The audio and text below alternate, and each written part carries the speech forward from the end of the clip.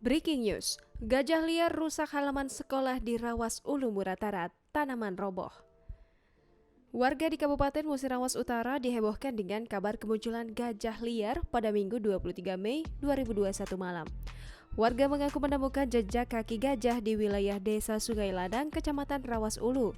Gajah tersebut dikabarkan masuk ke halaman sekolah dan merusak lantai semen lapangan bola voli. Sejumlah tanaman di halaman sekolah roboh dan pipa saluran air pecah akibat diinjak gajah. Selain itu, gajah liar tersebut merusak tanaman warga seperti pohon pisang, sawit, dan lain-lain. Kemunculan gajah itu membuat warga takut pergi ke kebun karena mayoritas warga beraktivitas di hutan. Camat Rawas Ulu, Abdul Qadir, dikonfirmasi tribunsumsel.com pada Senin 24 Mei 2021 membenarkan hal tersebut. Dia telah menerima laporan adanya kemunculan gajah liar tersebut dari Kepala Desa Sungai Lanang.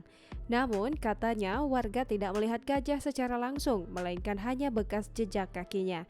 Kemunculan gajah tersebut, kata Abdul Qadir, sudah dilaporkannya ke Pemkab Muratara agar ditindaklanjuti.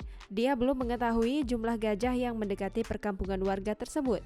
Pemerintah Kecamatan Rawas Ulu bersama anggota TNI dan kepolisian setempat terus melakukan pemantauan.